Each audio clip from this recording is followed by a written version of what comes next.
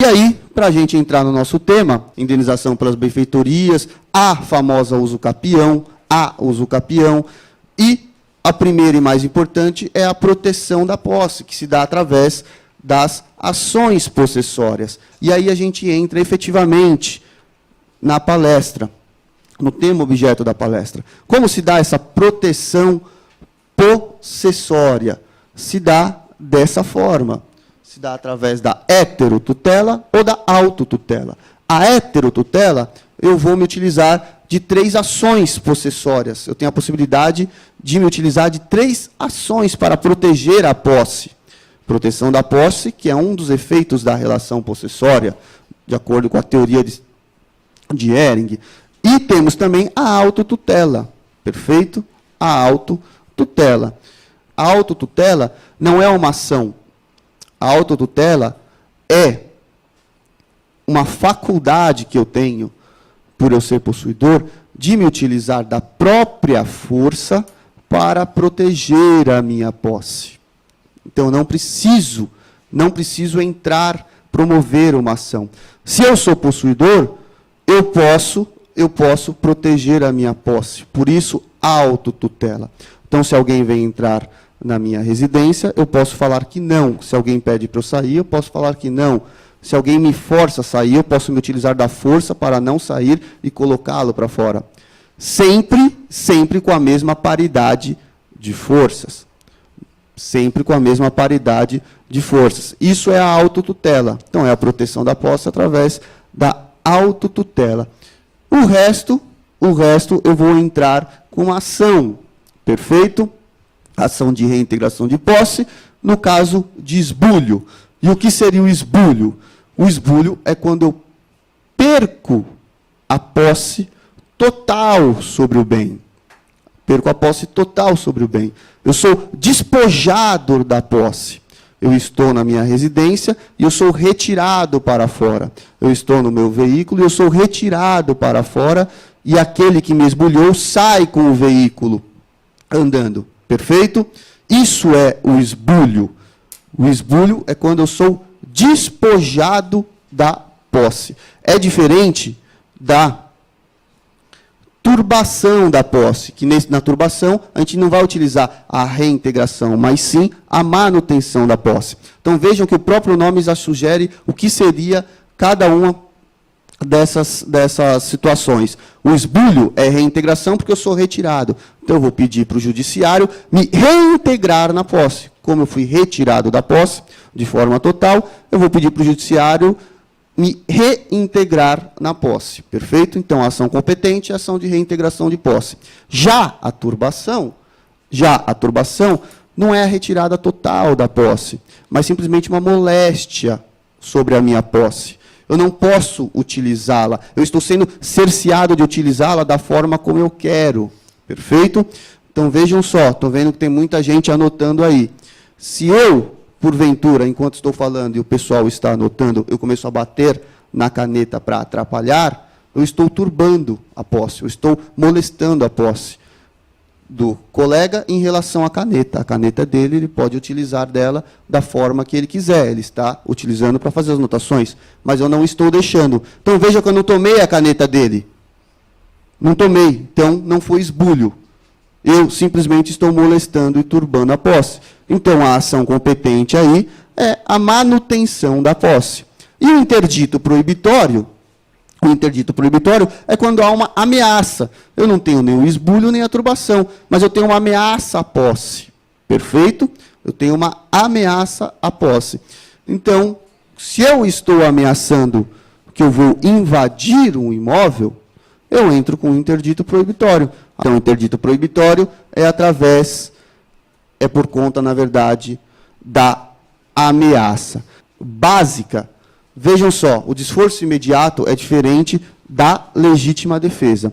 O desforço imediato, o próprio nome diz, é imediatamente após o esbulho. Então, eu fui retirado e eu estou querendo entrar novamente ou ter a posse novamente. Então, eu fui retirado do meu imóvel e estou tentando novamente tomar minha posse. Perfeito? Já a legítima defesa, não. A legítima defesa é no calor dos acontecimentos. Então, não fui retirado ainda, eu estou brigando, perfeito? Estão tentando me retirar a posse, e eu ainda estou brigando para manter a minha posse. Essa é uma distinção importante, esforço imediato da legítima defesa. Até onde eu posso me utilizar da força? Força paritária, força igual ao do outro. Eu não posso me exceder. Não pode, por exemplo, alguém entrar na minha residência e falar, sai, e pegar pelo meu braço, sai. Eu tiro uma arma do bolso e dou um tiro na cabeça. É lógico que eu me excedi e eu fugi da legítima defesa. Perfeito? Maravilha. E aí a gente começa a utilizar as ações de forma efetiva. Já estão lá no artigo 1210 do Código Civil. Vejam que o próprio Código Civil já começa a regulamentar as ações, mesmo que de forma indireta, ou pelo menos dar solução.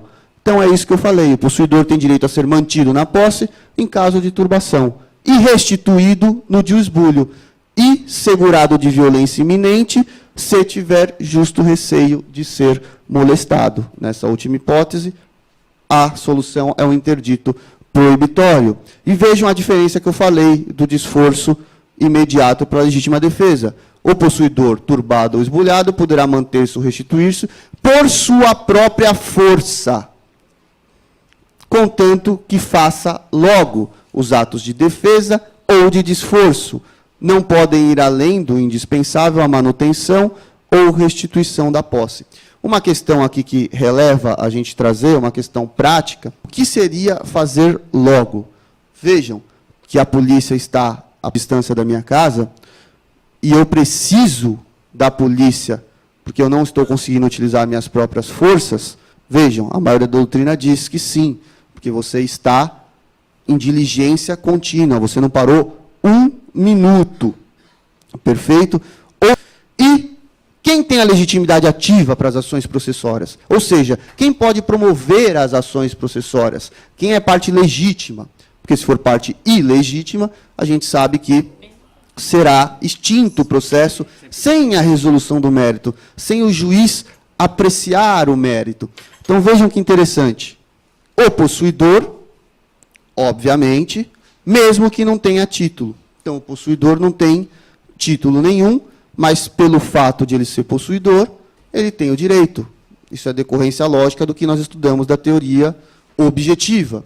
O herdeiro ou o sucessor, então, se tem alguém no imóvel ou na posse de um bem móvel que seja, e esse alguém vem falecer, e ocorre um esbulho com relação a esse bem, o sucessor e o herdeiro têm legitimidade, sim, embora já o possuidor antigo esteja falecido.